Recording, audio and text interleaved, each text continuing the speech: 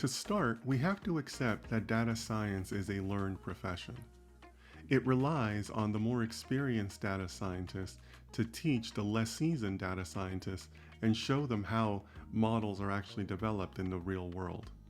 In other videos, you may have heard me refer to data science being no different than being a doctor or a lawyer. A lawyer on their first day on the job has a lot of academics behind them, but they really still have to go on another learning curve to understand how the law is done on a day-to-day basis. Litigation attorneys that actually go in front of judges and are in a courtroom would tell you that that's a whole other process you have to learn, and you can really only learn it while doing it on the job. So data science really is no different than that, and it relies on that mentorship.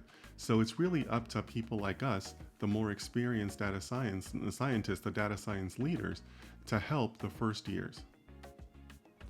As a side note, if you're an applicant and you are looking for one of your first data science jobs, this should also make you look for strong leadership in your teams.